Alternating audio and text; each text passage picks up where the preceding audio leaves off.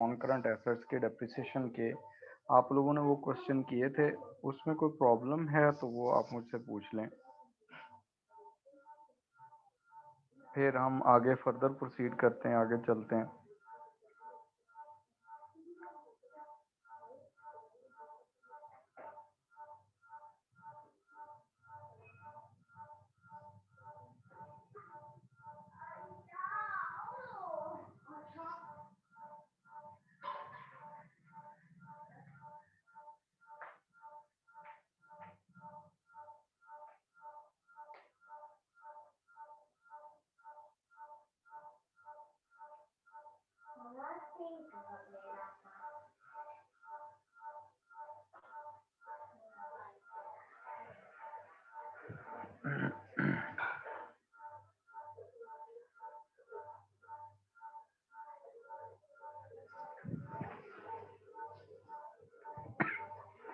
अच्छा मुस्कान, आप कह रही हैं कि 9.8 नहीं हुआ। अच्छा, उसमें क्या चीज़ नहीं हुई वो मुझे बताएं कि उसमें क्या प्रॉब्लम आ रही है। आपने अटेम्प्ट किया था? अगर आपने अटेम्प्ट किया है तो वो फिर अटेम्प्ट किया हुआ मुझे भेज दें, मैं उसको चेक कर लेता हूँ, ठीक है। उसमें जो मसला होगा वो फिर मैं करवा देता हूँ। तो बाकी किसी और को कोई मसला?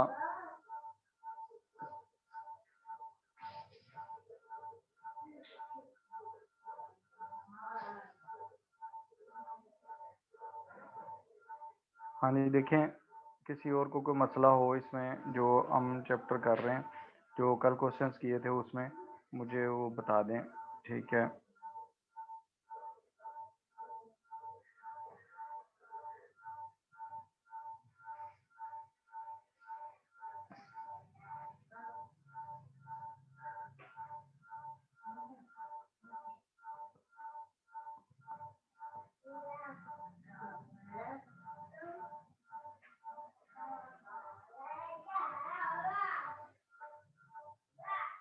ओके, आप मुझे मुस्कान क्लास के बाद मुझे सेंड कर कर दें, मैं उसको आज चेक कर लेता हूँ, जो प्रॉब्लम होगी फिर मैं उसे बता दूंगा। अच्छा, अब्बास, आपकी मेल मुझे आ गई थी, वो मैं उसे ऐड कर रहा था क्लासरूम में, तो वो ज़रा उसमें कोई मसला आ रहा था, तो वो मैं चेक करके ना दोबारा कुछ आपको ऐड करता हूँ, ठीक है। तो फिर आपको आ जाएगी ये, जो मैं पढ़ा रहा होता हूँ ये आपको आ जाएगा, सारा कुछ गूगल क्लासरूम में शेयर करता हूँ, मिल जाएगा आपको। अच्छा, क्वेश्चन में कोई प्रॉब्लम हो, जो क्वेश्चंस हमने किए थे उसमें?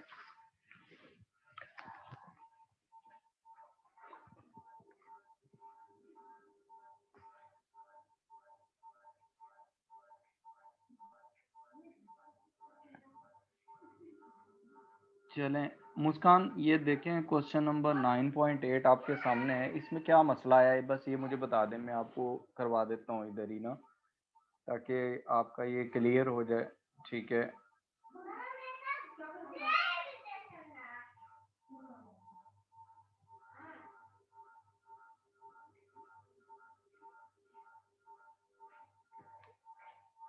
अच्छा देखें, इसमें क्वेश्चन में उसने क्या क्या मांगा। उसने कहा है कि you are required to prepare plant account, plant and equipment account, the second one the plant and equipment provision for depreciation account, and the third one is the disposal account of plant PE 142, ठीक है। ये कोई plant है जो उसने cell किया है।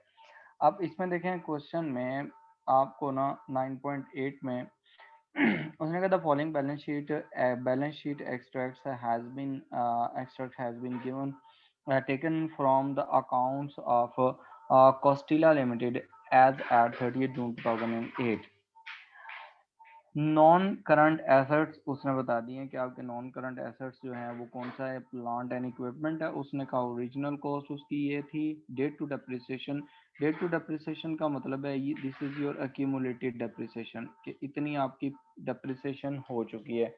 Provision for depreciation भी ये लिखा हो सकता है। उसके बाद नेट बुक वैल्यू, उसने क्या किया, कॉस्ट में से आपके प्रोविजन एक्यूमुलेटेड डेप्रिसिएशन माइनस कर दिया, आपकी नेट बुक वैल्यू 30 जून 2008 को ये थी।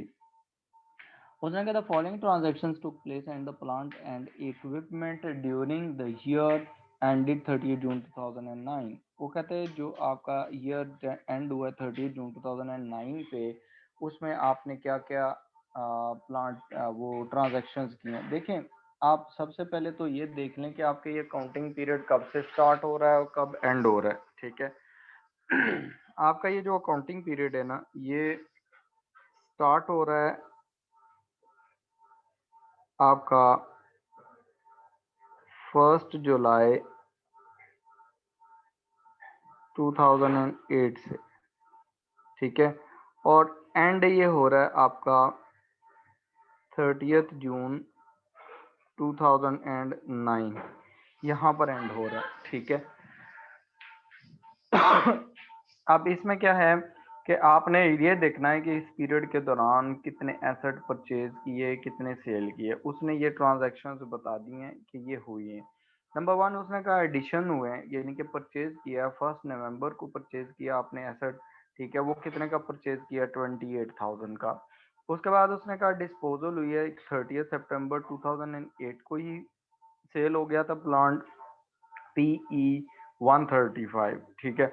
और उसको परचेज किया हुआ था आपने 1 अप्रैल 2006 को। उसकी ओरिजिनल जो कॉस्ट थी 30,000 थी और डिस्पोजल प्रोसीड्स इतनी हुई है कि सेल्स प्राइस आपको उसकी 10,200 मिली है। उसके बाद सेकंड प्लांट जो उसने बताया, उसने कहा 2009 में डिस्पोजल हो गया है प्लांट 142 प्लांट एंड इक्विपमेंट 142। ये कोड नंबर्स हैं, नेम्स दिए हुए हैं। 31 दिसंबर 2006 को परचेज किया था 36,000 का और आपने उसको सेल किया है। कितने का सेल हो गया वो आपका? वो सेल हो गया आपका 15,600। Depreciation is charge on the plant and equipment by the straight line method, ठीक है। आपने मेथड कौन सा यूज करना है? Straight line method. Based on the 4 years life and estimated residual value is 20% of the original cost. The company charges a full year depreciation in the year of purchase and no depreciation in the year of sale. जिस साल आपने purchase करना है asset, उस साल आपने full depreciation charge करनी है, और सेल जिस साल आपने सेल करना है उस साल कोई डेप्रिसिएशन चार्ज नहीं करनी। देखें, जो पहला अकाउंट उसने मांगा है वो आपसे मांगा है प्लांट का, प्लांट एंड इक्विपमेंट का।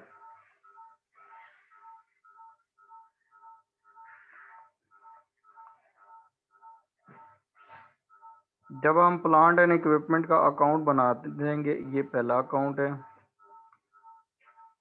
उससे मांगा उसने 1 साल के 30 जून 2009 को, ठीक है। दूसरे नंबर पर आपसे उसने ये मांगा है, आपसे कहा है कि आप क्या करें, प्लांट की प्रोविजन फॉर डेप्रिसिएशन अकाउंट बनाएं। प्रोविजन फॉर डेप्रिसिएशन अकाउंट बनाएं। प्रोविजन फॉर डेप्रिसिएशन का जो अकाउंट बनेगा वो भी आप यहाँ पर लिख रहे हैं, डेबिट एंड क्रेडिट, ठीक है। आप अपना क्वेश्चन मैच आंसर मैच कर लें मुस्कान इसके साथ, जो मैं अभी कर रहा हूँ आपके ये स्क्रीन पे आपको नज़र आ रहा होगा, ठीक है।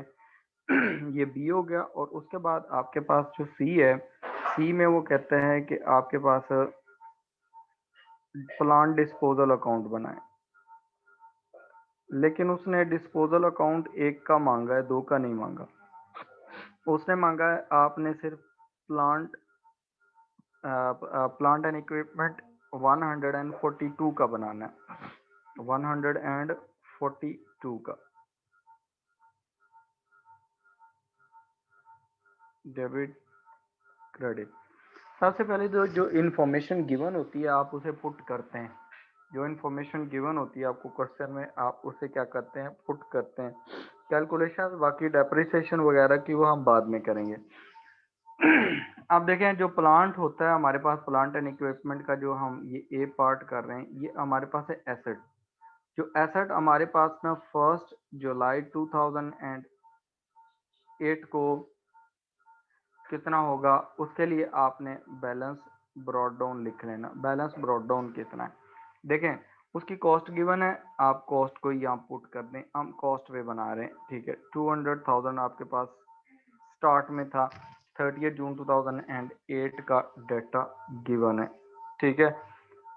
अब आपके पास ब्रॉड डाउन ये था, ये जो हमारे पास है क्यूमुलेटिव डेप्रिसिएशन गिवन है ना, जो प्रोविजन टू डेट है, ये आपके पास 1 जुलाई 2008 का डाटा गिवन है, यानी कि आपके पिछले साल का स्टार्ट था 30 जून 2008, उससे पिछले साल एंड था, ये जो आपका करंट अकाउंटिंग पीरियड है, और उससे नेक्स्ट डे आपका स्टार्ट होता है 1 जुलाई 2008, ठीक है। तो बैलेंस ब्रॉड डाउन जो है वो आपका यहाँ आ जाएगा, balance brought down provision for depreciation account में क्रेडिट साइड पे आ जाएगा, ये आप लिख लेंगे, ठीक है।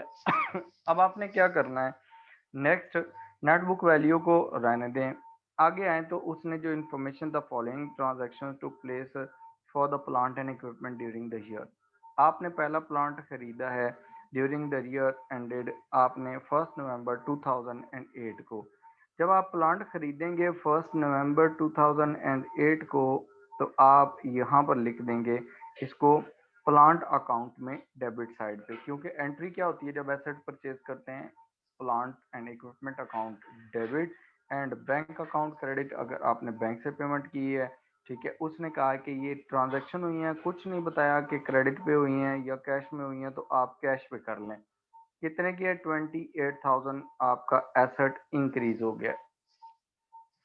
इस ट्रांजैक्शन का कोई इम्पैक्ट नहीं आएगा प्रोविजन फॉर डेप्रिसिएशन के अकाउंट पे अभी तक, ठीक है, और ना ही इसका कोई इम्पैक्ट आएगा आपके जो डिस्पोजल अकाउंट है उस पे। उसके बाद नेक्स्ट देखें, उसने डिस्पोजल्स दिए, डिस्पोजल आपने एक किया 30 सितंबर को, ठीक है। 30 सितंबर को आपने कितने का डिस्पोजल किया, ये आपने plant and equipment 135 number sale किया, ठीक है। इसके लिए उसने कोई डिस्पोजल का अकाउंट नहीं बना मांगा हुआ आपसे, ठीक है। तो आप इसके लिए अकाउंट ना बनाए, अगर आपको वो एग्जाम में मांग लेता है सेपरेट बनाने के लिए, तो आप यहाँ पर सेपरेट इसको बना सकते हैं। यहाँ पर नीचे ही आप अगर एक्स्ट्रा बनाते हैं, आप कहते हैं प्लांट डिस्पोजल अकाउंट,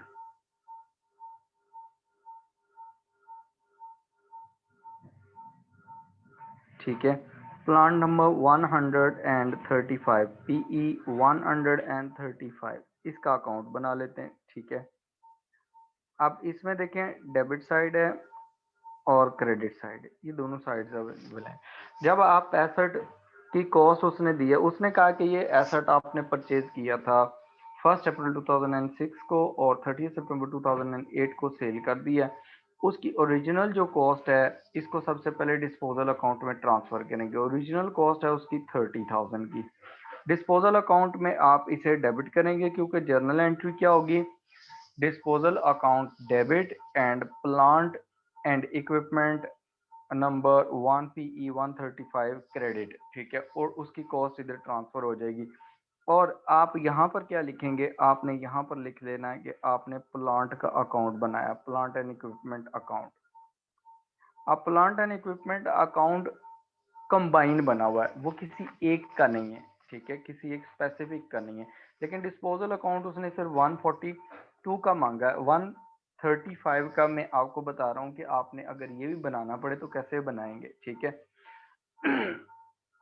अब देखें जो कॉस्ट है वो ट्रांसफर हो गई आपके डिस्पोजल अकाउंट में, और जो प्लांट का अकाउंट होगा उसमें से वो माइनस हो जाएगी, मतलब क्रेडिट हो जाएगी, क्योंकि एंट्री क्या होती है, disposal account debit, plant account credit. किस डेट को आपने ये प्लांट डिस्पोज ऑफ कर दिया है, उसकी डेट क्या है, वो है 30 सितंबर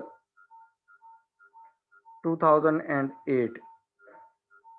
आपने इसको कहाँ सेंड किया, डिस्पोजल अकाउंट में, ये आपकी एंट्री मुकम्मल होगी दोनों साइड पे, इक्विपमेंट अकाउंट में आपने उसको क्रेडिट कर दिया, डिस्पोजल अकाउंट में उसे डेबिट कर दिया। ये जर्नल एंट्री जो होती है उसकी पोस्टिंग होगी।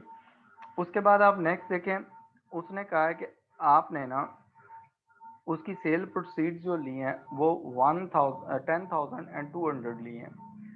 जब आप सेल प्रोसीड लेते हैं तो उसके लिए जर्नल एंट्री क्या होती है, बैंक अकाउंट डेबिट अगर आप चेक ले रहे हैं, कैश अकाउंट डेबिट हो जाएगा अगर आप कैश ले रहे हैं, अगर आप कुछ भी नहीं ले रहे तो आपके रिसीवेबल्स डेबिट हो जाएंगे, उस पर्सन का नेम डेबिट हो जाएगा जिसको आपने सेल किया, और क्रेडिट में डिस्पोजल अकाउंट आ जाएगा। इसका मतलब है कि ये जो डिस्पोजल अकाउंट है इसमें 10,200 यहाँ पर आ जाएगा डिस्पोजल अकाउंट में। ये क्या आपके पास बैंक आपने कितना कैश रिसीव किया, ये भी ट्रांसफर हो गया डाटा।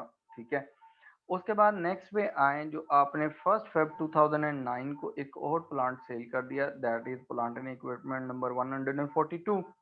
आप उसकी ये जो कॉस्ट है 36,000 इसे ट्रांसफर करेंगे तो क्या एंट्री होगी, disposal account debit and plant account credit. आपने ये जो प्लांट का अकाउंट है इसमें 1 Feb 2009 को प्लांट इसमें से क्रेडिट कर दिया। कितने का प्लांट क्रेडिट हुआ है, 36,000 का।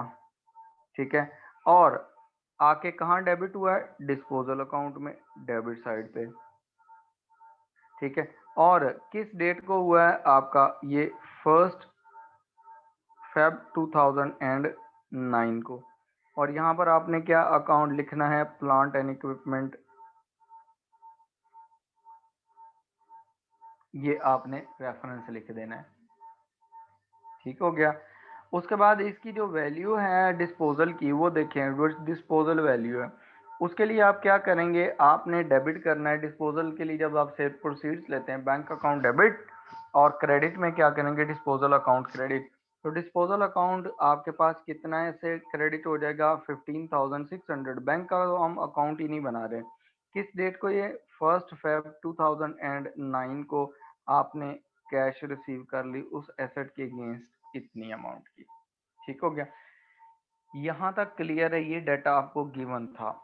अब आप देखें आपने क्या करना है, आपने एक तो जो एसेट आपके पास पॉलिसी ये है, मेथड आपने देखा, मेथड है आपके पास straight line method plus full year policy.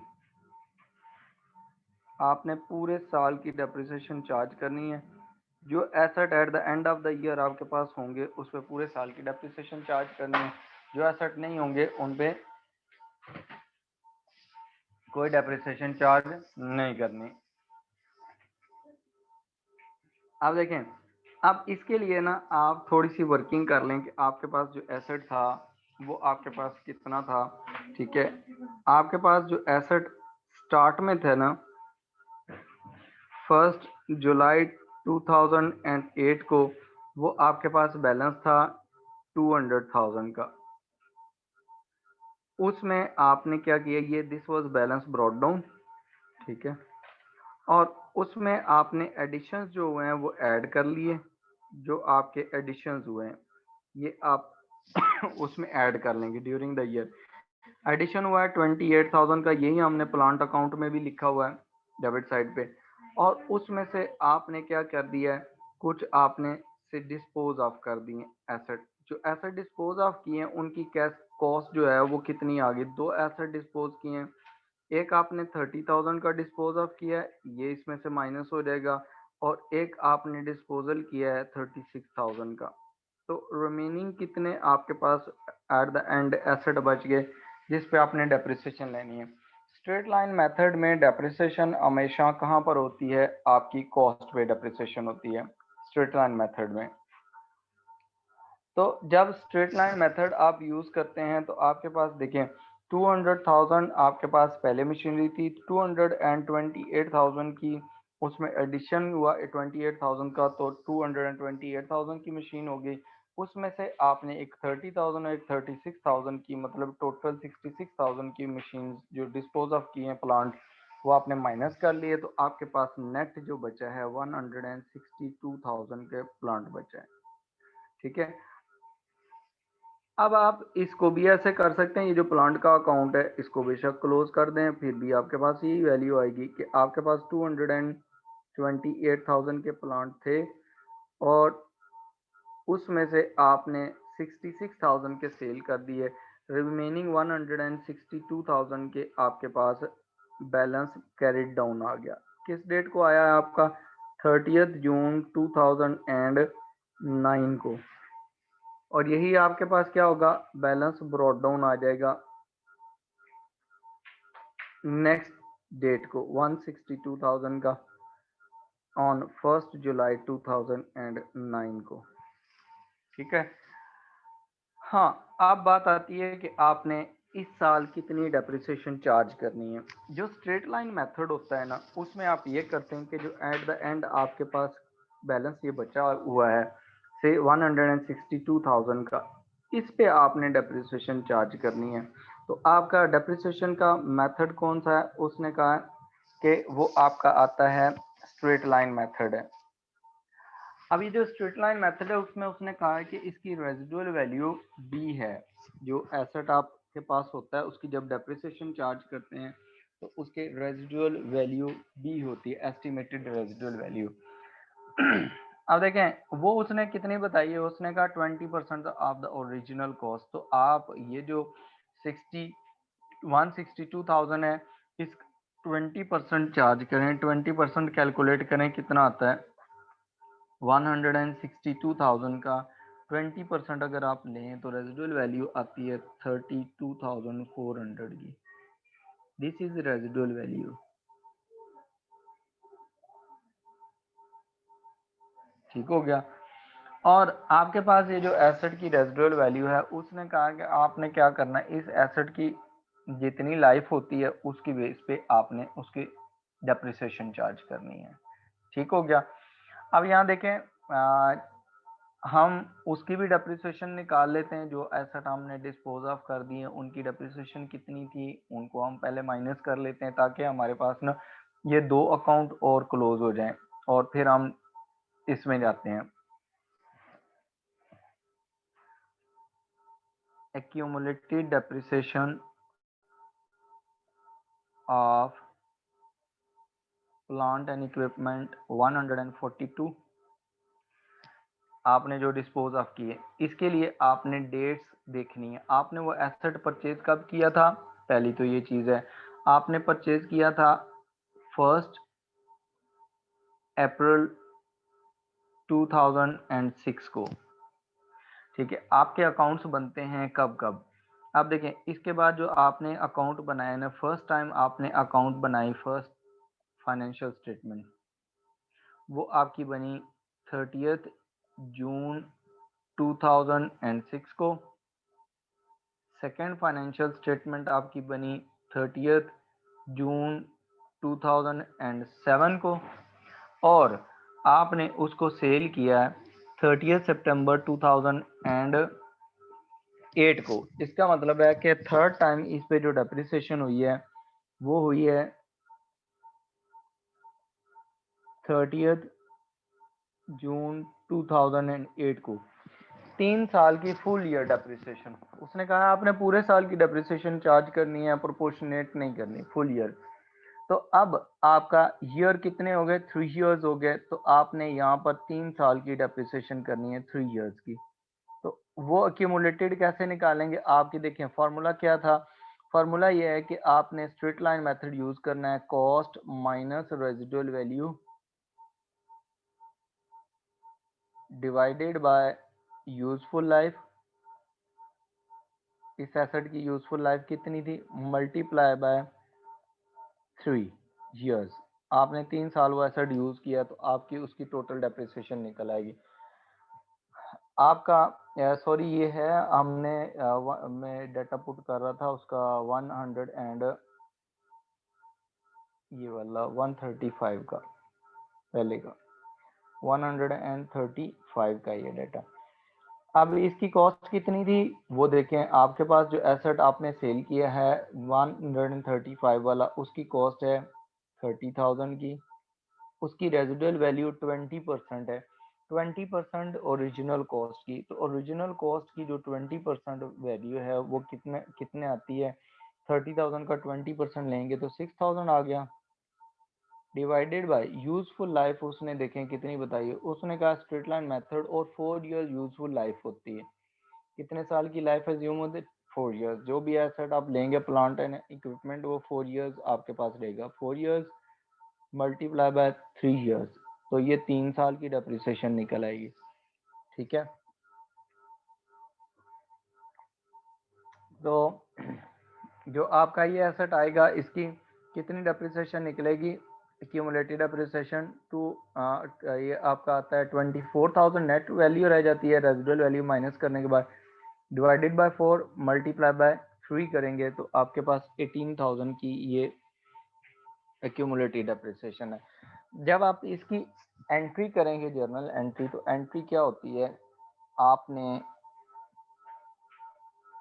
Debit provision for depreciation करनी होती है, वो आपकी प्रोविजन फॉर डेप्रिसिएशन है 18,000, और क्रेडिट आपने क्या करना है, डिस्पोजल अकाउंट, डिस्पोजल अकाउंट कितने से, 18,000 से। अब आप देखें कहाँ कहाँ जाएंगे, आपने ये पहले नंबर पर तो प्रोविजन फॉर डेप्रिसिएशन अकाउंट जो ऊपर बना हुआ है उसके डेबिट साइड पे आपकी ये 18,000 अमाउंट चली जाएगी, और यहाँ पर आप रेफरेंस क्या लिखेंगे, आपके डिस्पोजल, डिस्पोजल कौन सा, आपका प्लांट डिस्पोजल 135 PE135 ये आ जाएगा, ठीक हो गया।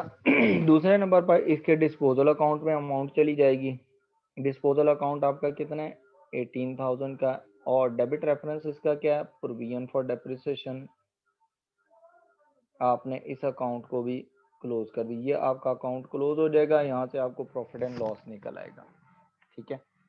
जो दूसरा एसेट है ना, आपने accumulated डेप्रिसिएशन निकालनी है for plant and equipment number 142।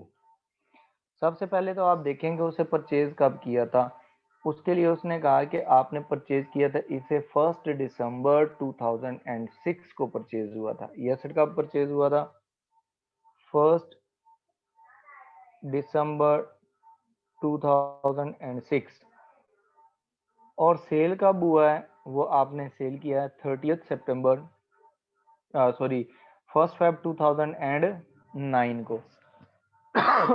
ठीक है। अब इसमें जो डेप्रिसिएशन इसके बाद ये जो डेट ऑफ परचेज है, इसके बाद जो पहली दफा अकाउंट बने थे वो बने थे 30 जून 2007 को। उसके बाद सेकेंड टाइम जो अकाउंट्स बने वो 30 जून 2008 को। उसके बाद आपके ये अकाउंट जो है ना बनने 30 जून 2009 को, लेकिन आपने एसेट पहले ही सेल कर दिया है, फेब में सेल कर दिया है। इसका मतलब है कि ये सिर्फ 2 इयर्स यूज हुआ है और इस पे आपने 2 इयर्स की डेप्रिसिएशन ही चार्ज करनी है, ठीक है। कितने साल की डेप्रिसिएशन चार्ज करनी है, 2 इयर्स की। अब आपके पास देखें क्योंकि फुल ईयर मेथड है और आपके पास फुल ईयर पॉलिसी है डेप्रिसिएशन की, तो जिस साल डेप्रिशिएट आपने एसेट डिस्पोज ऑफ करना है उस साल तो डेप्रिसिएशन करनी नहीं है। तो अब आप क्या करेंगे, इसकी भी डेप्रिसिएशन जब आप निकालेंगे तो फार्मूला ऊपर वाला ही लगेगा। फार्मूला क्या लगेगा, आपकी कॉस्ट है, कॉस्ट कितनी है एसेट की, जो एसेट आपने सेल किया, सेल आउट किया, इसकी 36,000 कॉस्ट थी। 36,000 का 20% जो है वो आपका आता है रेजिडुअल वैल्यू, ठीक है। तो 36,000 का 20% देखें कितना आता है, 36,000 का 20% आपके पास जो आता है वो आता है 7200। 7200 आप इसमें से माइनस करेंगे और ये 4 इयर्स है, और आपने क्या किया, ऐसा 2 इयर्स यूज किया, आप इसको मल्टीप्लाई कर देंगे 2 इयर्स से, तो आपकी क्यूमुलेटिव डेप्रिसिएशन निकल आएगी। 36,000 में से आप 7200 माइनस करेंगे, जो आपके पास वैल्यू आएगी उस पे आप क्या कर लेंगे, 2 इयर्स की डेप्रिसिएशन निकाल लेंगे कि कितनी आती है। आपकी डेप्रिसिएशन आती है 14,400। अब ये जो 14,400 है, जब ये एसेट सेल किया है इतनी डेप्रिसिएशन आप उसे चार्ज कर चुके थे, तो इसके लिए जर्नल एंट्री क्या होगी, डेबिट आप प्रोविजन फॉर डेप्रिसिएशन करते हैं कि आपने एसेट की डेप्रिसिएशन जितनी है वो आपने डेबिट कर दी 14,400 से, और जाएगी कहाँ, डिस्पोजल अकाउंट में, जो डिस्पोजल अकाउंट एसेट का रेलिवेंट बना रहे हैं उसके अंदर 14,400 की, ठीक हो गया। अब ये देखें, अब इसके लिए हमारे पास एक अकाउंट बना हुआ है ऊपर, हम उसमें इसको डेबिट करेंगे, ठीक है। कितनी अमाउंट को डेबिट करेंगे, 14,400 ये यहाँ आ जाएगी, और उसके बाद आप यहाँ पर जो रेफरेंस देंगे वो डिस्पोजल अकाउंट का है, वो कौन सा है, 142 वाला। इन दो एसेट्स की आपने प्रोविजंस भी निकाल दी हैं, क्यूमुलेटेड डेप्रिसिएशन ये भी यहाँ से भी आ जाएगी। और उसके बाद देखें आपका डिस्पोजल अकाउंट क्रेडिट हो रहा है, तो डिस्पोजल अकाउंट में 142 जो एसेट है प्लांट एंड इक्विपमेंट, उसमें हम क्रेडिट साइड पे 14,400 डाल देंगे। ठीक है, ये आपकी प्रोविजन फॉर डेप्रिसिएशन। अब आप क्या करेंगे, इसको भी क्लोज कर देंगे, आपका प्रॉफिट एंड लॉस निकल आएगा। ठीक है, आपका क्या निकल आएगा, प्रॉफिट एंड लॉस। अब आपके पास जो एसेट बच गए हैं वो कौन कौन से हैं, अब उन पे हम डेप्रिसिएशन चार्ज करते हैं। ठीक है, अब ये देखें जो एसेट आपके पास ऊपर बच गए ना, आपके पास जो एसेट 2 लाख के थे उसमें से ये दो निकल गए, इन पे आपने कोई डेप्रिसिएशन इस साल चार्ज नहीं, इस पे सॉरी ये वाले जो दो हैं ये निकल गए, इन पे कोई डेप्रिसिएशन चार्ज नहीं करनी। जो 28,000 वाला लिया आपने, इस पे डेप्रिसिएशन चार्ज करनी है। ठीक है, और आपने 106 और 200,000 वाले जो एसेट बच गए उन पे डेप्रिसिएशन चार्ज करनी है। आप डेप्रिसिएशन कैसे चार्ज करेंगे, देखिए इनको आप स्प्लिट भी कर लें फिर भी आपकी डेप्रिसिएशन इसकी चार्ज हो जाती है।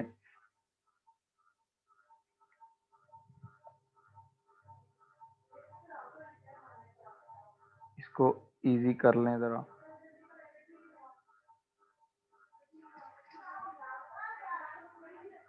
जो आपके पास ओपनिंग एसेट थे उसमें से आपने जो डिस्पोजल कर दिया है वो आपके आए हैं टोटल 66,000 के एसेट्स हैं, इनको माइनस कर दें तो रिमेनिंग आपके पास 144,000 के एसेट्स बच जाते हैं। ठीक है, और प्लस आपने जो एडिशन किया है, एडिशन आपके पास जो आया इस साल का आया एडिशन जो आपने किया वो है 28,000 का।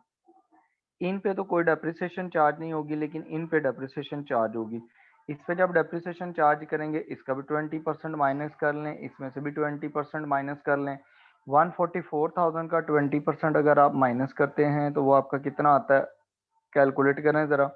144,000 का 20% आप कैलकुलेट करें, वो आपका आता है 28,800।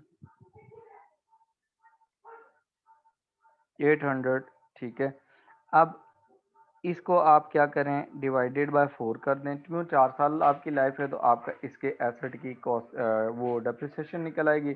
और दूसरे नंबर पर आपका ये जो दूसरा एसेट है 28,000 का आपने एसेट लिया है। ठीक है, और उस एसेट के जो 20% रेजिडुअल वैल्यू है वो भी आप इसमें से माइनस कर दें, वो बनती है 5600।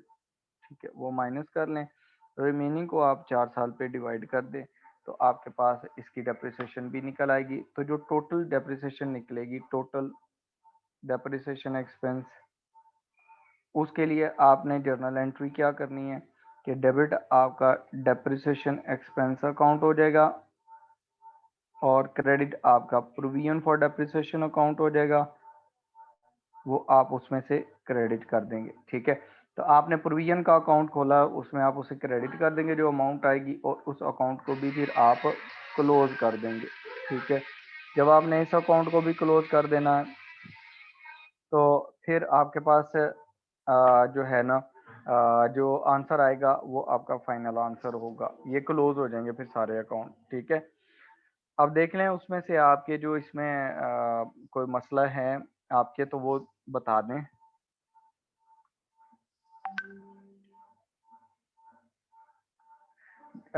मुस्कान देखें डिस्पोजल अकाउंट बन गया, एक का बनाना है, उसने एक का पूछा है, दूसरा मैंने बनाया था, वो इसलिए बनाया था कि आपकी कैलकुलेशंस ठीक हो जाएं। जो स्पेसिफिक एग्जाम में वो क्वेश्चन पूछेगा आपने उसका आंसर करना है, बाकी चीज़ों को आपने आंसर नहीं करना। ठीक है, अभी देखें इसमें ये तो हो गया आपका। अभी मैं आपके साथ ना दूसरी फाइल शेयर कर रहा हूँ एमसीक्यूज वाली, तो ज़रा स्टार्ट करें, पहले एमसीक्यू सॉल्व करें आप लोग, फिर मैं आपको ये करवाता हूँ। ज़रा सॉल्व करना शुरू करें, फर्स्ट एमसीक्यू सॉल्व करें और देखें कि क्या आंसर आता है आपका। फिर मैं इसको सॉल्व करता हूँ ताकि आपको वो हो जाए, पता चल जाए कि कैलकुलेशंस कैसे करनी है। देखें क्वेश्चन नंबर 1 चेक करें।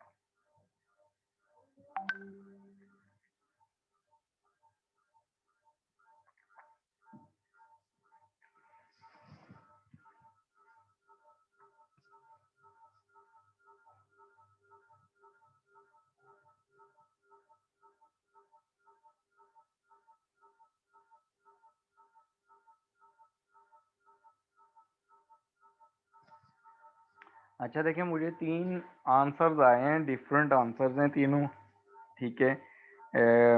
मुस्कान का आया है, मदीहा इरशाद का आया है और अनाइबा अनाबिया जैन का भी आया है, ठीक है। अभी देखिए मैं इसको सॉल्व करता हूँ क्वेश्चन को, तो अपना वेरीफाई कर लें। क्वेश्चन नंबर लाजमी साथ लिखा करें आंसर के साथ। अब देखें क्वेश्चन है आपका ना, क्वेश्चन नंबर 1 उसने कहा है कि आपके पास ना a vehicle cost 30,000, the vehicle was later sold for 9,000, आपने उसको 9,000 का सेल कर दिया।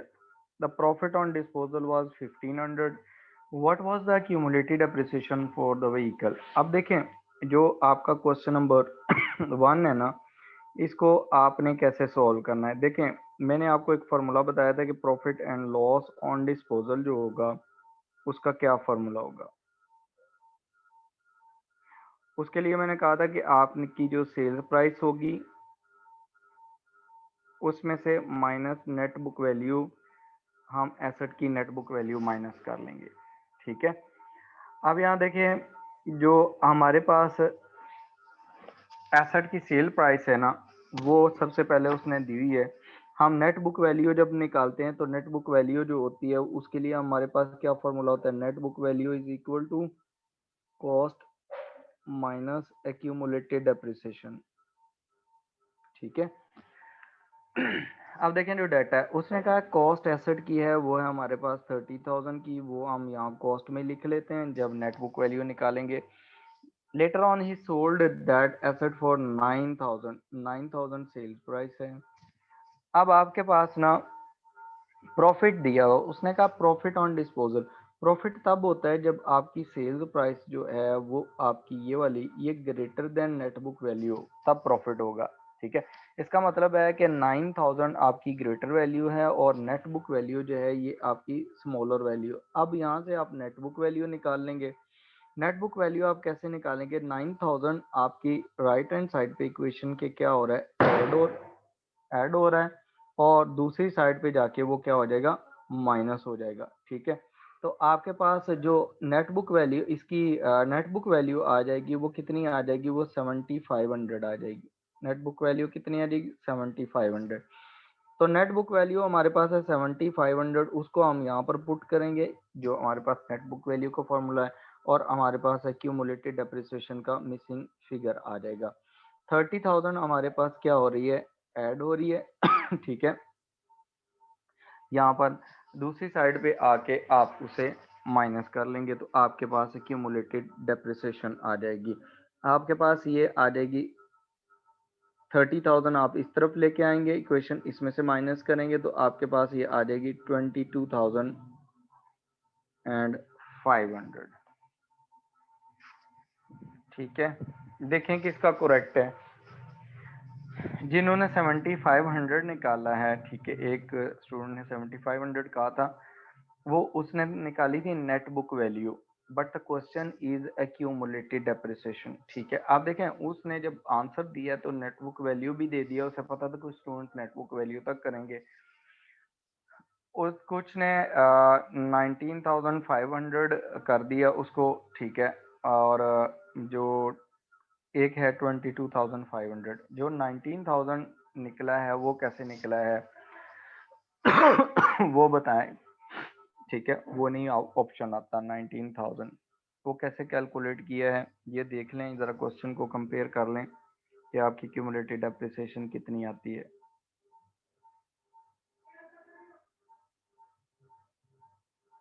ठीक है, अब देखें क्वेश्चन नंबर 2, देखें क्वेश्चन नंबर 2 में देखें उसने क्या कहा है। उसने कहा विच आइटम में be included in the balance sheet at more than the historic cost. Historic cost का मतलब ये होता है, जैसे आप एक एसेट लेते हैं ना, तो एसेट की आपने लिया 5 साल पहले, तो 5 साल पहले जो आपने उसकी कॉस्ट पे की होती है वो हिस्टोरिक कॉस्ट होती है। जैसे ऊपर वाले क्वेश्चन में देखें, अ व्हीकल कॉस्ट 30,000, ये व्हीकल की कॉस्ट जो है 30,000 है, ये हिस्टोरिक कॉस्ट है। ठीक है, उसने कहा है कि कौन सा एसेट को आप बैलेंस शीट में हिस्टोरिक कॉस्ट से ज़्यादा लिख सकते हैं, मे बी इंक्लूडेड, जिसको आप इंक्लूड कर सकते हैं। ठीक है, इसमें कौन सी ऑप्शन होगी, देखें ज़रा, बताएं कौन सी ऑप्शन करेक्ट है।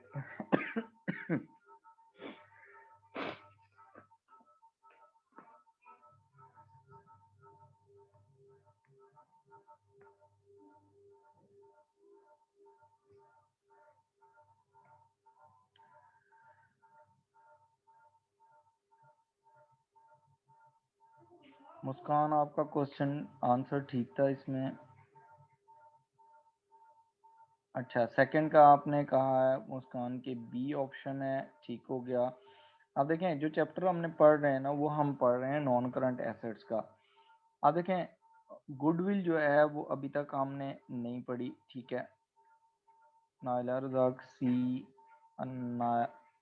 Anabia Jain, land and building B. अच्छा, यहाँ देखें जो हमारे पास ऑप्शंस हैं वो हैं चार। चार कौन कौन से, एक गुडविल है, एक रिसर्च एक्सपेंडिचर्स हैं, एक लैंड एंड बिल्डिंग है, और एक वर्क इन प्रोग्रेस है। ठीक है, हम जब ये जो चीज़ें हैं ना, इनमें से गुडविल होती है आपके पास में जो बिजनेस की रेपुटेशन होती है। ठीक है, बिजनेस की क्या होती है, रेपुटेशन। तो गुडविल जो बिजनेस की होती है वो इंटरनेशनल अकाउंटिंग स्टैंडर्ड्स कहते हैं कि इंटरनली जनरेटेड जो गुडविल होती है उसको आप नहीं लिखेंगे। ठीक है, उसको आप क्या करेंगे, उसको नहीं लिखेंगे। जो आपने गुडविल परचेज किया, जो बिजनेस परचेज करते हैं और तब आपकी जो गुडविल इंक्रीज होती है उसे कहते हैं परचेज गुडविल, वो आप बुक्स ऑफ अकाउंट्स में लिख सकते हैं। ठीक है, लेकिन जब आप परचेज करेंगे जिस प्राइस पे, जितना फॉर एग्जांपल आपका 80,000 की वैल्यू थी बिजनेस की और आपने 100,000 पे किया, तो 20,000 एक्स्ट्रा पे किया, वो बिजनेस की गुडविल के लिए पे किया होता है। तो वो आप बुक्स में रिकॉर्ड कर सकते हैं, लेकिन उसमें आप ये नहीं कह सकते कि जो लैंड वो जो उसकी प्राइस है वो इस हिस्टोरिक कॉस्ट, ये वो आहिस्ता आहिस्ता उसको अमोर्टाइज कर दिया जाता है। जो रिसर्च एक्सपेंडिचर्स होते हैं, रिसर्च आप कंडक्ट करते हैं, तो रिसर्च में ये होता है कि आपने रिसर्च का रिजल्ट आया कि आपने आगे प्रोडक्ट नहीं बनानी या कोई काम नहीं करना, इसका मतलब है कि आप उसको इसमें जाके कैपिटलाइज नहीं करेंगे। ठीक है, वो उसको फिर आप एक्सपेंडिचर्स में भी डाल डाल देते हैं। इसी तरह जो वर्क इन प्रोग्रेस है वो भी आपके पास जो डी ऑप्शन है उसका मतलब है जो काम अभी इनकम्प्लीट है। जैसे आप फर्नीचर बना रहे हैं तो आपका काउंटिंग पीरियड एंड हो गया, तो कुछ चेयर्स हैं वो पार्टली बनी हुई हैं, कुछ टेबल्स हैं वो पार्टली बने हैं, सोफा पार्टली बने, वर्क इन प्रोग्रेस हैं। लेकिन जो लैंड एंड बिल्डिंग है ना, इसको आप हिस्टोरिक कॉस्ट पे भी शो कर सकते हैं और फ्यूचर वैल्यू पे भी शो कर सकते हैं, दोनों पे शो कर सकते हैं। तो नॉर्मली क्या होता है कि ये ऑर्गेनाइजेशंस ना मेथड यूज करती हैं कि हमने जो लैंड एंड बिल्डिंग है, हमारे जो नॉन करंट एसेट्स हैं, उनको हमने कैसे किस वैल्यू पे रिकॉर्ड करना है। वो कॉस्ट पे भी रिकॉर्ड हो सकती हैं, ठीक है, और वो मार्केट वैल्यू पे भी रिकॉर्ड हो सकती हैं, ठीक है। तो वो दोनों ऑप्शंस होती हैं, तो जो बी ऑप्शन है वो करेक्ट ऑप्शन है। उसके बाद उसने कहा है कि what is ignored in the calculation of depreciation of non current asset, third question है। उसमें उसने कहा है कि आप ओरिजिनल कॉस्ट, जब आप ओरिजिनल कॉस्ट इग्नोर कर देंगे तो क्या आप उसको कैलकुलेट कर सकते हैं डेप्रिसिएशन को, ये तो ऑप्शन नहीं बनती। फिर उसके बाद उसने कहा है सेकंड ऑप्शन बी उसने दी है कि मेंटेनेंस कॉस्ट है। मेंटेनेंस कॉस्ट जो है आप वो नॉन करंट एसेट्स की डेप्रिसिएशन कैलकुलेट करने में तो यूज वैसे भी नहीं होती, ठीक है। थर्ड जो है एस्टिमेटेड रेजिडुअल वैल्यू, ये एस्टिमेटेड रेजिडुअल वैल्यू जब हम स्ट्रेट लाइन मेथड बना यूज करते हैं तो उसमें से कॉस्ट में से इसको माइनस करते हैं। यहाँ पर इग्नोर करने का मतलब ये है कि हम उसको क्या कर देते हैं, उसमें से डिडक्ट कर देते हैं। तो जो ऑप्शन सी है वो करेक्ट ऑप्शन है। हम इकोनॉमिक लाइफ या यूजफुल लाइफ जो होती है एसेट की, वो भी हम क्या कर सकते हैं, उसको भी हम उसमें नहीं करते। आप जरा देखें क्वेश्चन नेक्स्ट दे पढ़ें।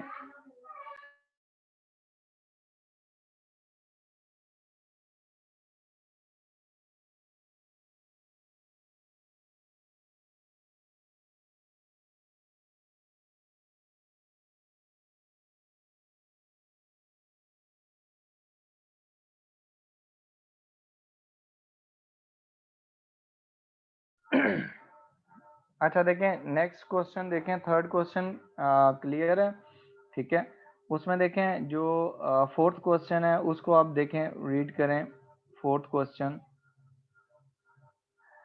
मुस्कान आपने थ्री का बी ऑप्शन जो है सॉरी कैलकुलेशन, एक मिनट, जो क्वेश्चन अभी मैंने करवाया उसमें जो आंसर है ना वो ऑप्शन बी करेक्ट ऑप्शन है। क्योंकि हम देखें ये जो रेजिडुअल वैल्यू होती है, सॉरी मेंटेनेंस कॉस्ट होती है, इसको एसेट की वैल्यू में शामिल ही नहीं करते। एस्टिमेटेड रेजिडुअल वैल्यू तो हम कर रहे होते हैं ना, जब हम फॉर्मूला लगाते हैं कॉस्ट माइनस रेजिडुअल वैल्यू, तो ये कंसीडर हो जाता है, ठीक है। रेजिडुअल वैल्यू ये हमारे पास क्या हो जाता है, कंसीडर हो जाती है।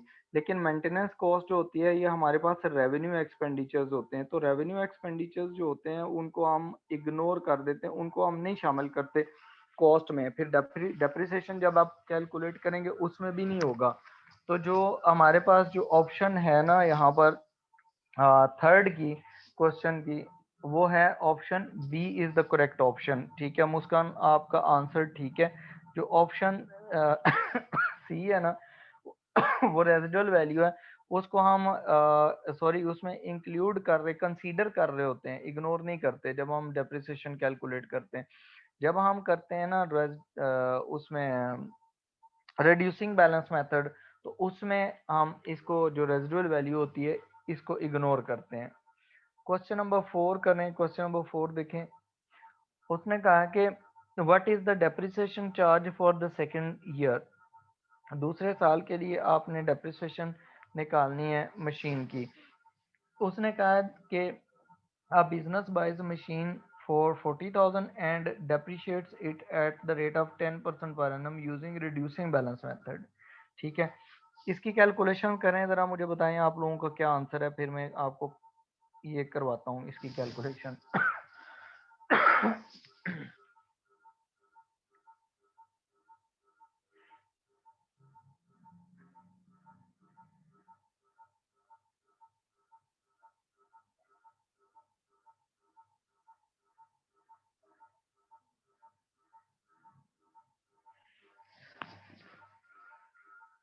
ठीक है, डेप्रिसिएशन चार्ज का मतलब ये है कि आपने सिर्फ डेप्रिसिएशन एक्सपेंस बताना है दूसरे साल का, ठीक है। दूसरे साल कितनी डेप्रिसिएशन होगी।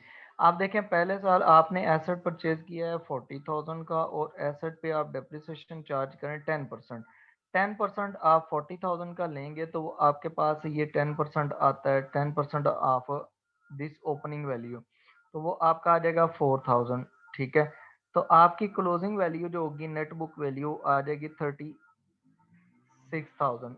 यही सेकेंड ईयर में एज एन ओपनिंग बैलेंस आ जाएगा 36,000। ठीक है, और आप क्या करेंगे, दूसरे साल आपने फिर डेप्रिसिएशन इसकी लेनी है 10% रिड्यूसिंग बैलेंस मेथड में। तो रिड्यूसिंग बैलेंस मेथड में हमेशा डेप्रिसिएशन ओपनिंग जो वैल्यू होती है उसकी चार्ज होता है। ठीक है, ये नेट बुक वैल्यू है, आपकी नेट बुक वैल्यू है 3600, उसका 10% आप लेंगे तो वो आपका 36,000 का 3600 बनेगा डेप्रिसिएशन 10%। तो ये आपका आंसर है सेकेंड ईयर का। ठीक है, आपकी डेप्रिसिएशन कितनी बनेगी, इसमें option C is the correct option. ठीक है, उसके बाद उसने कहा है कि पांचवें में कहता है कि why are non current asset depreciated, आप नॉन करंट एसेट को क्यों डेप्रिशिएट करते हैं। देख, 4 का option C Muskan, okay correct. Madiha Irshad आपने भी 3600 निकाला, ओके वेरी गुड। आगे Murtaza 3600, very good. Anabia 3600, very good. अच्छा, आप देखें, आप लोग क्वेश्चन नंबर 5 करें। क्वेश्चन नंबर 5 उसको रीड करें पहले, फिर मैं आपको समझाता हूँ इसको। ठीक है,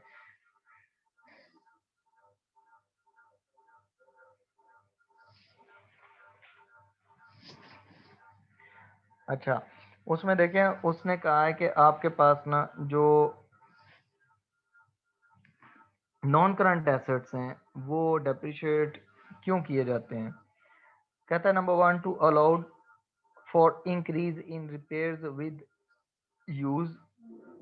ठीक है, कि आपने अलाउ करना है इंक्रीज, जो रिपेयर्स वगैरह हैं वो उसके एक्सपेंसेस वगैरह इंक्रीज करना। तो रिपेयर को इंक्रीज करना ये तो कोई ऑप्शन नहीं है, हमने कहीं नहीं पढ़ा कि हम रिपेयर करना चाहते हैं एसेट्स, इस वजह से हम उनको डेप्रिशिएट कर रहे हैं। ठीक है, ये ऑप्शन नहीं है। कहता है to provide cash for replacement, ये भी ऑप्शन नहीं है। जब हम डेप्रिसिएशन करते हैं तो डेप्रिसिएशन एक नॉन कैश कॉस्ट होती है। ठीक है, डेप्रिसिएशन क्या होती है, depreciation is non cash cost, depreciation is non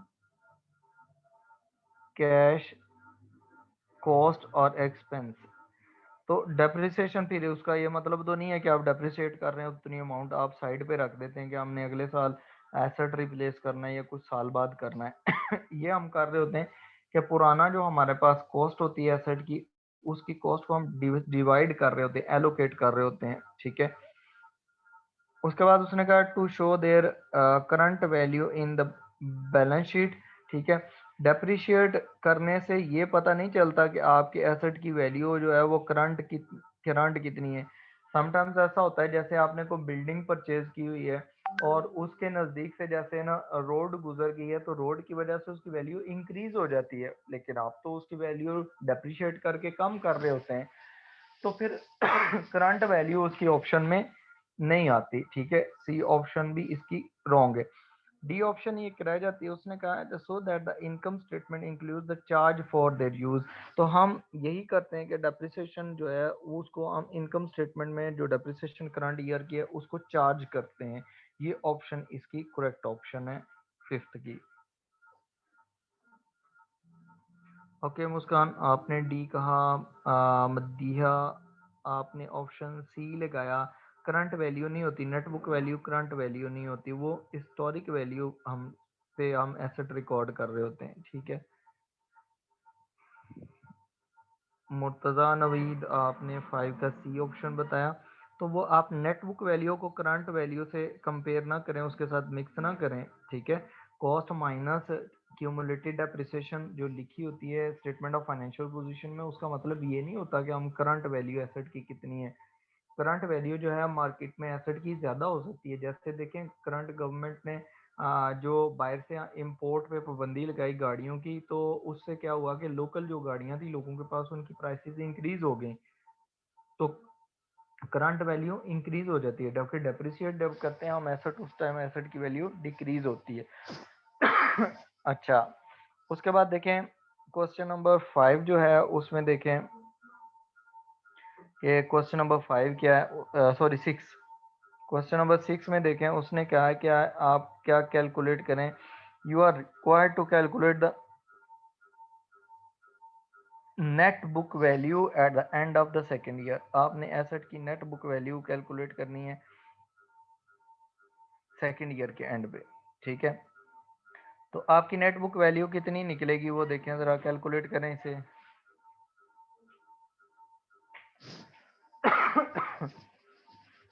उसने कहा है कि आपके पास ये जो क्वेश्चन नंबर 6 है, उसने कहा है कि बिजनेस परचेजेज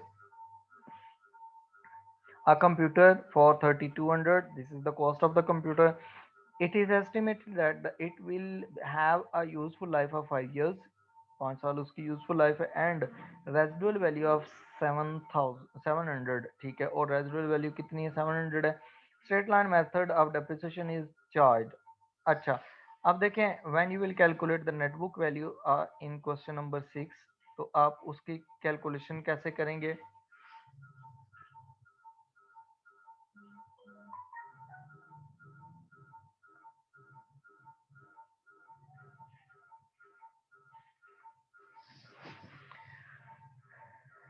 इसमें देखें डेप्रिसिएशन जो चार्ज हो रही है, उसमें देखें स्क्रीन आप लोगों के साथ शेयर हो रही है कि नहीं हो रही।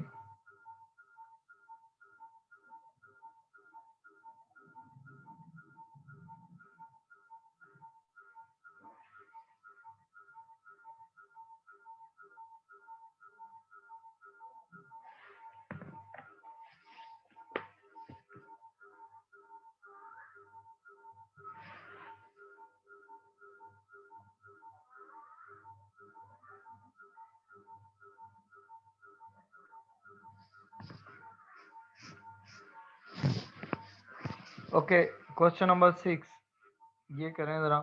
उसने कॉस्ट बता दी है एसेट की, आपके यूजफुल लाइफ भी 5 इयर्स है, और रेजिडुअल वैल्यू भी उसने 700 बता दी है, और straight line method is being used. और आपने क्या करना है इसके लिए, 6 के लिए उसने कहा कि आप नेट बुक वैल्यू निकालें। तो net book value at the end of the second year, ठीक है। तो अब इसमें क्या करेंगे, आपने नेट बुक वैल्यू जब एसेट की निकालनी है तो इसका फॉर्मूला क्या है, कॉस्ट माइनस एक्यूमुलेटेड डेप्रिसिएशन। आपकी एक्यूमुलेटेड डेप्रिसिएशन कितनी है वो उसमें से माइनस कर देंगे। अब देखें आपके पास जो एसेट की कॉस्ट है वो है 3200, 3200 उसकी कॉस्ट है, उसमें से 2 साल की डेप्रिसिएशन निकाल लेनी है आपने। एसेट की स्ट्रेट लाइन मेथड है तो उसके लिए फॉर्मूला क्या होता है क्यूमुलेटेड डेप्रिसिएशन निकालने का, cost minus residual value divided by useful life, उसकी यूजफुल लाइफ कितनी है, और फिर हम उसको क्या कर देते हैं, मल्टीप्लाई कर देते हैं जितने साल हमने एसेट यूज किया है, ठीक है। अब उसने कहा आफ्टर 2 इयर्स, आपके 2 साल बाद कितनी होगी, तो मल्टीप्लाई बाय इसको 2 इयर्स कर देंगे। अब देखें आपके एसेट की वैल्यू 3200, और उसमें से आपने कॉस्ट है एसेट की वो है 3200, 3200 में से residual value 700 divided by useful life given है 5 इयर्स। 3200 में से 700 निकालेंगे 2500 रह जाएगा, और डिवाइडेड बाय 5 करेंगे तो पर ईयर 500 आपकी डेप्रिसिएशन आएगी, मल्टीप्लाई बाय 2 करेंगे तो आपके पास 1000 आ जाएगी। इसका मतलब है कि आपके पास 3200 उसकी कॉस्ट है, और 1000 आपके पास उसकी डेप्रिसिएशन 2 साल बाद, 2 साल के बाद निकल आएगी। और 2 साल की डेप्रिसिएशन इसमें से माइनस करेंगे तो आपके पास 2200 नेट बुक वैल्यू रह जाएगी eight the end of the second year, ठीक है। किसने क्या क्या ऑप्शंस दिए थे, आंसर थे क्वेश्चन नंबर 6 का डी ऑप्शन दिया हुआ है। डी ऑप्शन किसने, मुस्कान, आपने डी ऑप्शन लगाया। नेट बुक वैल्यू आपने कैसे निकाल ली इसमें, ठीक है। ये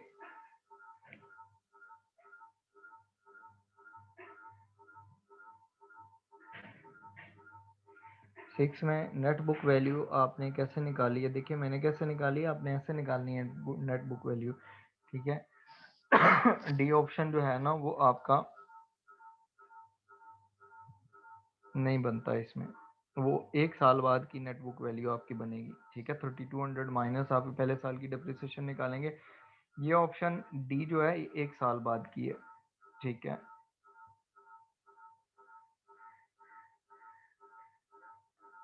उसके बाद क्वेश्चन नंबर 6 पे 2200, मुस्कान आपने 2200 लगाया,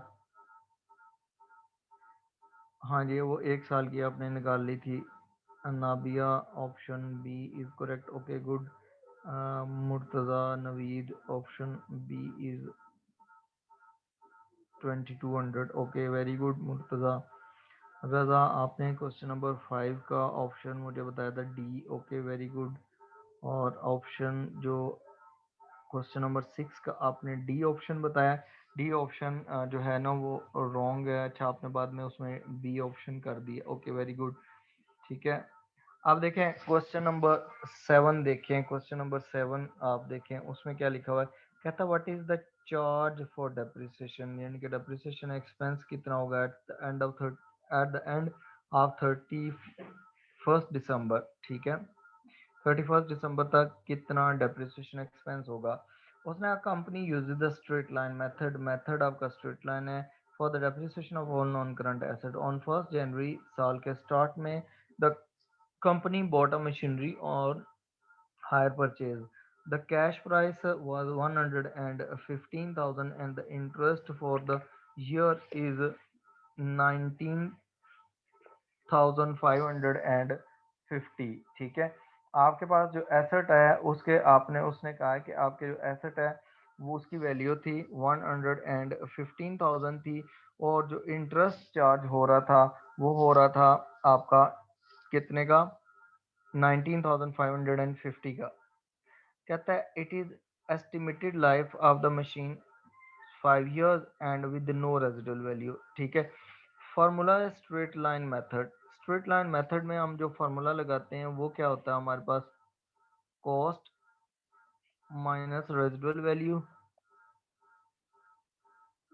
डिवाइडेड बाय यूजफुल लाइफ अगर गिवन हो, अदरवाइज रेट से हम मल्टीप्लाई कर देते हैं, ठीक है।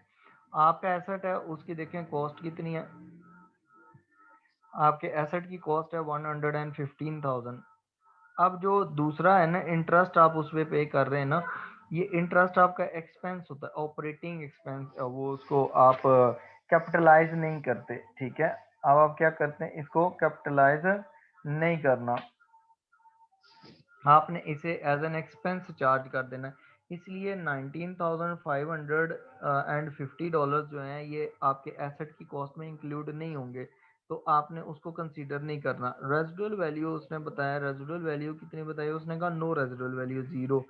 यूजफुल लाइफ कितनी है, 5 years है, आप उसे 5 years पे आप डिवाइड कर देंगे, ठीक है। तो आपके पास ना इसकी डेप्रिसिएशन निकल आएगी, डेप्रिसिएशन एक्सपेंस, तो निकालें डेप्रिसिएशन एक्सपेंस कितना आ रहा है, $23,000, ठीक है। Question number 7 option B is the correct option. Madiha आपने क्वेश्चन नंबर 7 का जो आंसर निकाला है वो निकाला है 26,910। आप देखें जो आपने कंसीडर किया, आपने इंटरेस्ट भी उसमें शामिल कर लिया, ठीक है। आपने कोई भी एसेट लेना है, आपने किसी से हायर परचेज कर लिया है, मतलब वो आपने उसे कुछ कॉस्ट तो उसकी आ गई है, प्लस आपको उसने कोई इंटरेस्ट भी चार्ज कर रहे हैं, तो इंटरेस्ट जो होता है वो आपका रेवेन्यू एक्सपेंडिचर होता है, उसको आप कंसीडर नहीं करते, इसलिए आपने इसको इग्नोर कर देना है, वो आपकी सिर्फ 115,000 ही कॉस्ट आएगी, ठीक है। उसके बाद देखिए नेक्स्ट क्वेश्चन जरा सॉल्व करें। ये जो एमसीक्यूज होते हैं ना ये बहुत ज़रूरी हैं, आप लोगों ने ये लाजमी करने हैं। उसकी वजह ये है कि आपकी जो प्रैक्टिस होगी ना पेपर की वो एमसीक्यू से ही ज्यादा होगी, ठीक है। लॉन्ग क्वेश्चंस जो होते हैं वो एक प्रोसीजर होता है, जिस प्रोसीजर के तहत आप कर रहे होते हैं। तो एमसीक्यूज जो होते हैं वो बीच बीच में से क्वेश्चन पूछता है, नए कॉन्सेप्ट बीच में चेक करता है एमसीक्यूज में, इसलिए ये करना लाजमी है। तो अब देखें ये जो क्वेश्चन नंबर 8 है, कहता है a vehicle was part exchange for a new vehicle, ठीक है। आपने एक मोटर व्हीकल को क्या किया, आपने एक्सचेंज किया किसी दूसरे के साथ ठीक है। जब आपने एसेट को एक्सचेंज कर लिया है किसी दूसरे एसेट के साथ, ठीक है, जैसे आप क्या करते हैं, एक गाड़ी पुरानी दे के नहीं ले लेते, इस तरह कर लेते हैं। कहता है, उसने कहा है कि यहाँ पर कहता है कि the value placed on the old जो है ओल्ड व्हीकल वाज 12,000। आपने पुरानी व्हीकल को क्या किया है, 12,000 उसकी वैल्यू लगाई है।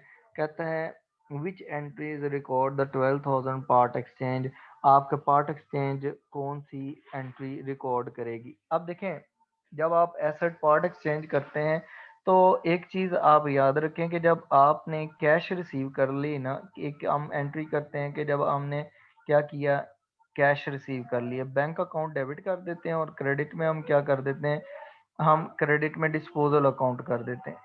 ये एंट्री होती है हमारे पास ना, ये एंट्री तब होती है जब हम कैश में सेल कर रहे होते हैं।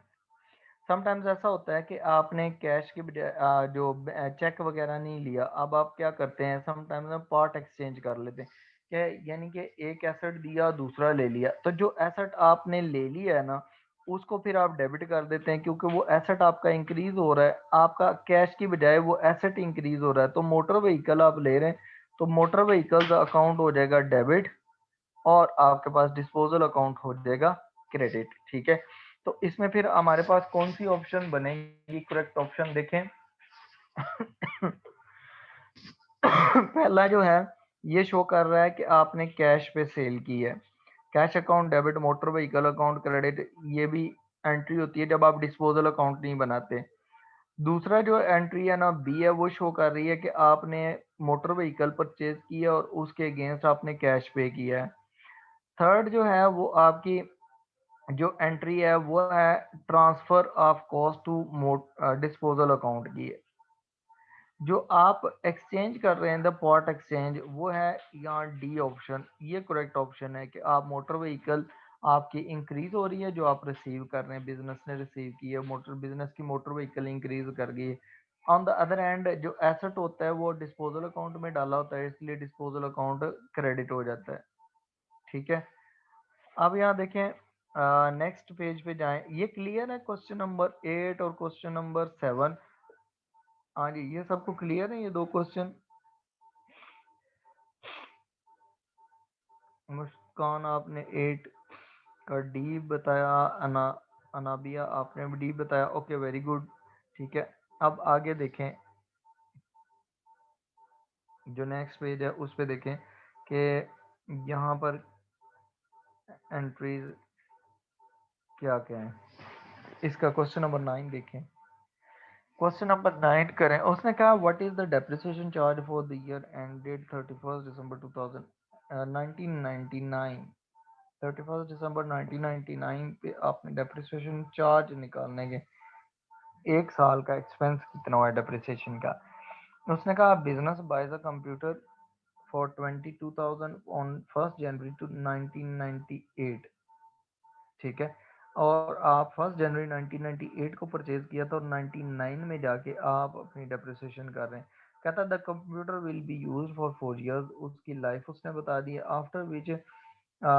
After which time it will be sold for 280, ये डिस्पोजल वैल्यू बता दी है उसने, ठीक है, उसको sorry residual value.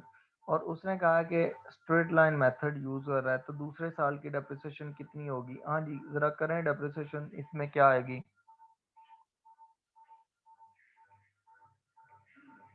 Straight line method है। स्ट्रेट लाइन मेथड में क्या फॉर्मूला था, cost minus residual value divided by useful life, ठीक है। तो हमारे पास जो कॉस्ट है वो कितनी है एसेट की, 2200, रेजिडुअल वैल्यू 280, यूजफुल लाइफ उसने 4 इयर्स बता दी है, उस पे आप डिवाइड करेंगे आपकी पर एनम डेप्रिसिएशन आएगी। तो स्ट्रेट लाइन मेथड में डेप्रिसिएशन जो होती है वो हर साल इक्वल होती है। तो जो डेप्रिसिएशन पहले साल की निकलेगी फुल ईयर की, वही दूसरे साल भी फुल ईयर उतने ही होगी, it will remain the constant. ठीक है, क्लियर है ये क्वेश्चन 9A मुस्कान? ओके, देखें ऑप्शन ए मदिया आपने भी कर लिया, अनाबिया और अब्बास। अब्बास आपने 9 का सी निकाला है, आप लोग देखें इसकी कैलकुलेशन करें कितना आता है, कैलकुलेशन करें 2200 माइनस 280 डिवाइडेड बाय 4, क्या आंसर आता है?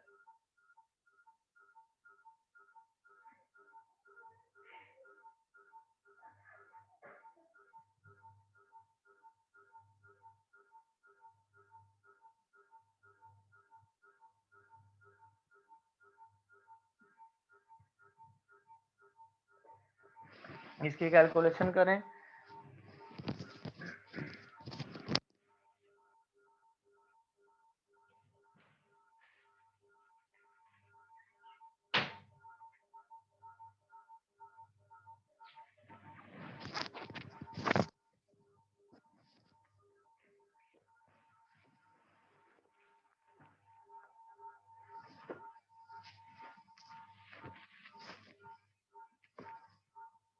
अब्बास आपने कैसे कैलकुलेशन की है इसकी?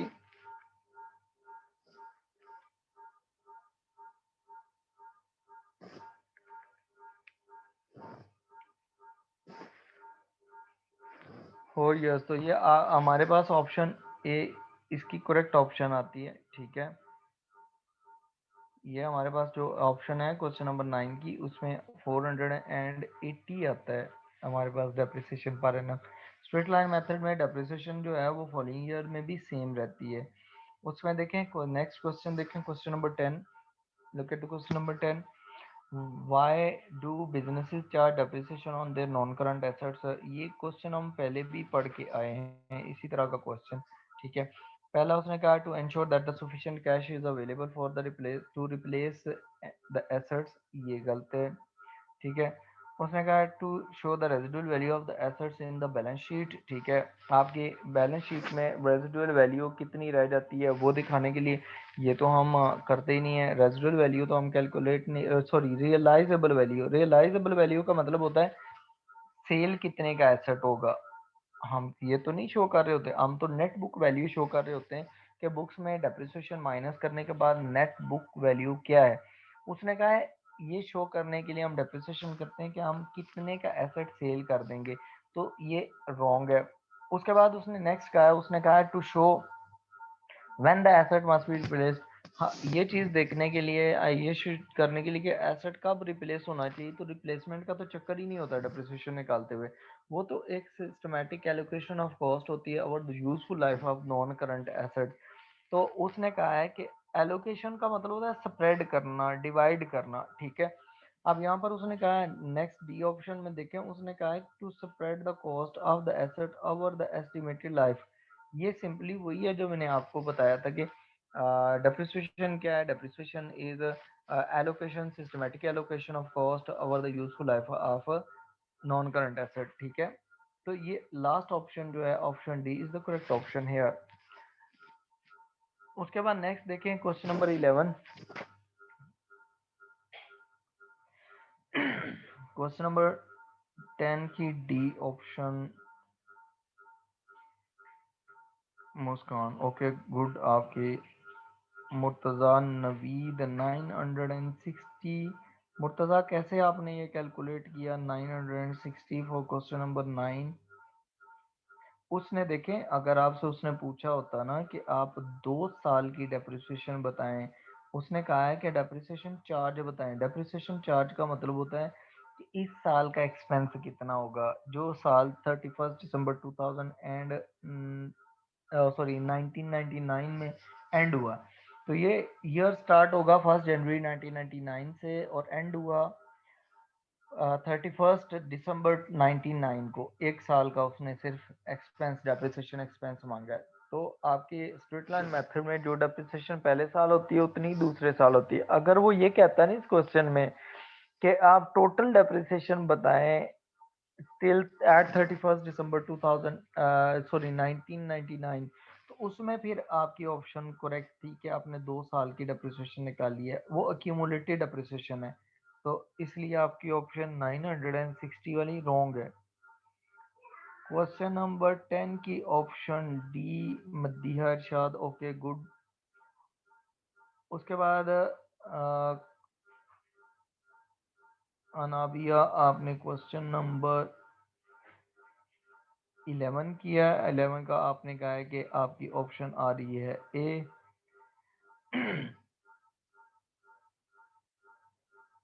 रजा, आपने कहा है कि 480 per year depreciation and 2 year depreciation. देखिए आप उसे गौर से पढ़ें क्वेश्चन, उसने कहीं नहीं कहा कि आपने 2 साल की डेप्रिसिएशन निकालनी है, ठीक है।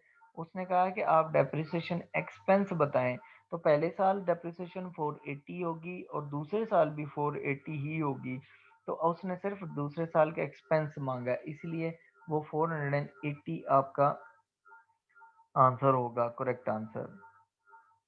अब्बास कहने का है कि क्वेश्चन नंबर 11 का option A is the correct option. चलें देखते हैं।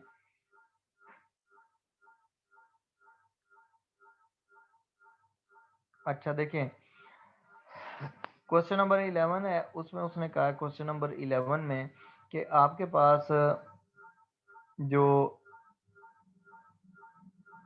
यहाँ पर हाँ देखें, क्वेश्चन नंबर 11 में उसने कहा है आपको कि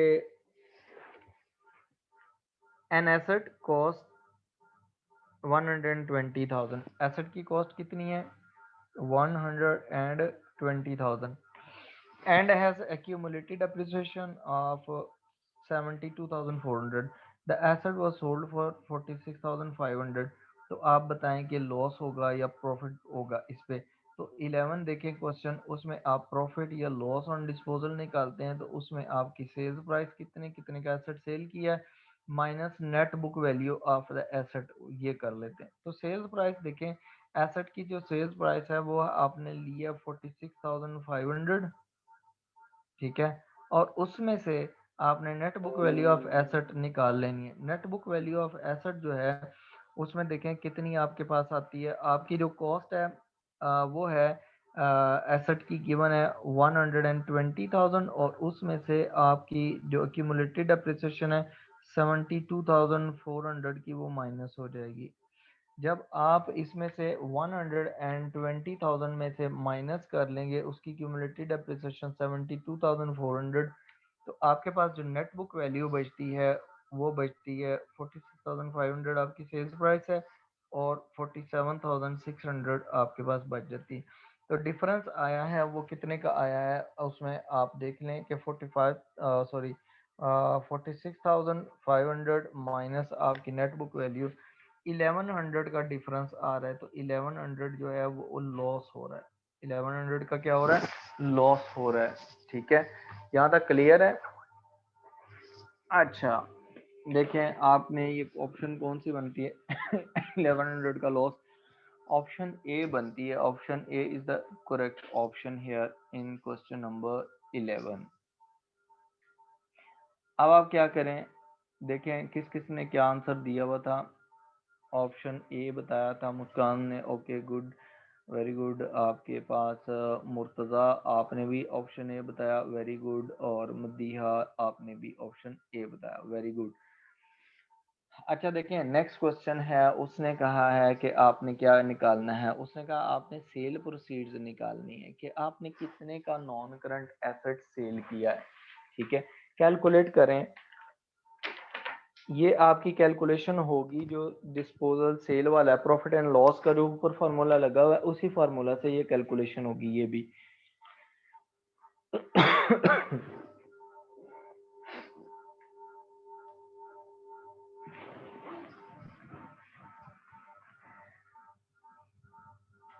देखें, कर लिया आप लोगों ने? अब्बास ने कहा है कि ऑप्शन डी है क्वेश्चन नंबर 12 की।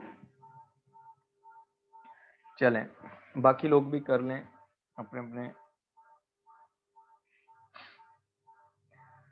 अब देखें उसने कहा है कि अब business sold a non current asset the following information is known. जो कॉस्ट है एसेट की वो 500 की है, cumulated depreciation to the on the date of sale वो आपके पास गिवन है। आपके पास उसने कहा प्रॉफिट हुआ है डिस्पोजल पे, प्रॉफिट जो हुआ है वो कितना हुआ है, प्रॉफिट हुआ है आपके पास 70 का, ठीक है। अब देखें इस क्वेश्चन को जब आप सोल्व करेंगे वही ऊपर वाली जो फार्मूला है वही आप लगा लें, तो आप यहाँ से भी कर सकते हैं कि आपके पास इन दो का डिफरेंस जो आता है वो नेट बुक वैल्यू आता है। नेट बुक वैल्यू आपके पास कितनी है,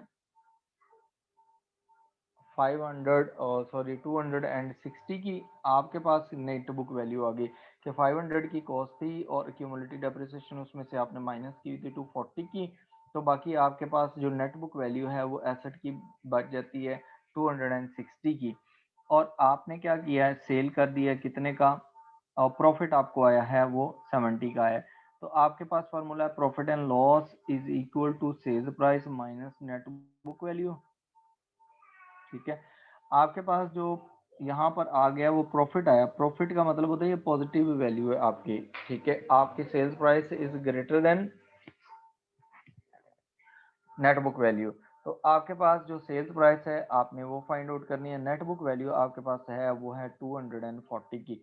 नेट बुक वैल्यू यहाँ पर देखें आपके पास राइट हैंड साइड पे वो नेगेटिव वैल्यू है और लेफ्ट हैंड साइड पे इक्वेशन की आ जाएगी तो इसमें पॉजिटिव हो जाएगी, 70 plus 240 is equal to sales price, ठीक है। तो आपकी सेल्स प्राइस यहाँ से निकल आएगी। सेल्स प्राइस कितनी निकलेगी, 240 प्लस 70, 310, ये सेल्स प्राइस है। देखें ऑप्शंस आप लोग चेक करें, आपके ऑप्शंस कौन कौन से, आपने कौन कौन से ऑप्शंस चेक दिए हैं वो हम ऑप्शंस चेक कर लेते हैं।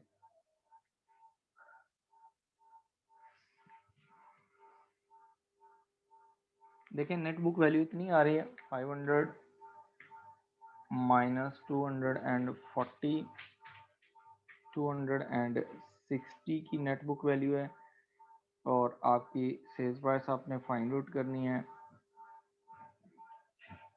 और सॉरी ये 260 है, ये मैंने इधर 240 लिख दिया नेट बुक वैल्यू, तो ये 330 हो जाएगी, ठीक है।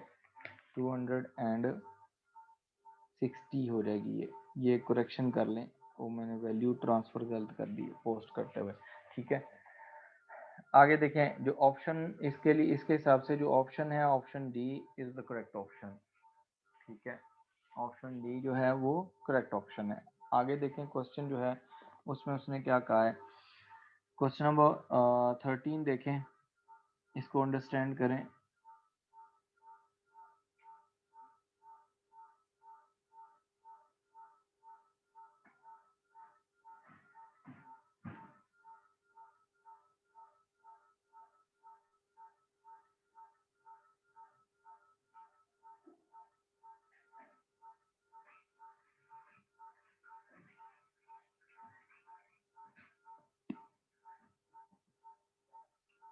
अब्बास आपने कहा है क्वेश्चन नंबर 13 की बी ऑप्शन, उसने कहा है there are various methods of calculating the annual charge of depreciation.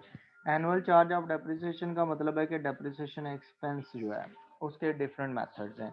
कहता है विच का best represents the reducing balance method, इनमें से कौन सी कर्व जो बेस्ट डिस्क्राइब करती है रिड्यूसिंग बैलेंस मेथड को, ठीक है। अब देखें हमारे पास ना कर्व्स हैं A B C and D.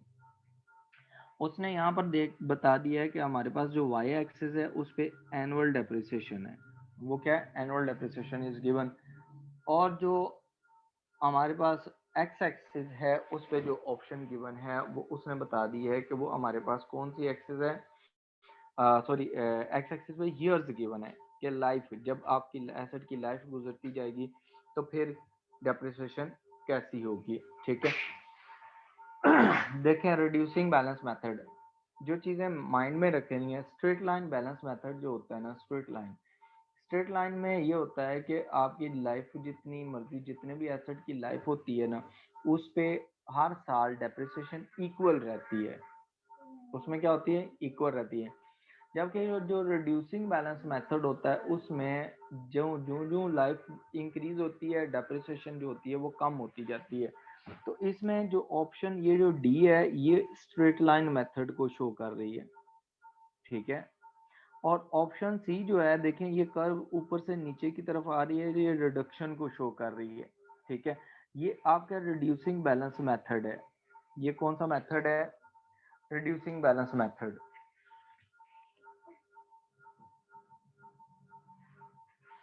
उसके बाद जो ऑप्शन ए है और ऑप्शन बी है, इन दोनों मेथड्स में से एक में भी नहीं आती। ये ऑप्शन ए शो कर रही है कि जो जो आपकी लाइफ बढ़ती है साथ में डेप्रिसिएशन भी बढ़ती जाती है, यानी कि पहले साल आपकी डेप्रिसिएशन कम थी, दूसरे साल उससे बढ़ गई, तीसरे साल उससे बढ़ गई। इसी तरह ऑप्शन बी जो है वो शो कर रही है कि पहले डेप्रिसिएशन रिड्यूस होती है और फिर इंक्रीज होना शुरू हो जाती है।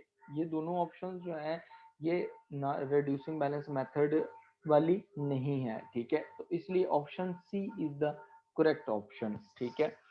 आपने कौन सी ऑप्शंस बताई हैं? आप लोगों ने भी सी ऑप्शन बताई है, ओके वेरी गुड। और रजा आपने बी ऑप्शन बताई है। बी ऑप्शन जो है वो इंक्रीज को शो कर रही है कि पहले डेप्रिसिएशन डिक्रीज होगी और फिर इंक्रीज होना शुरू होगी। इस ऐसा नहीं होता, ठीक है। अब देखें यही मैं आपको उसमें भी ऐड कर देता हूँ, गूगल क्लासरूम में भी ये नोट्स ऐड कर देता हूँ। आप लोग इसके सारे एमसीक्यूज कर लें।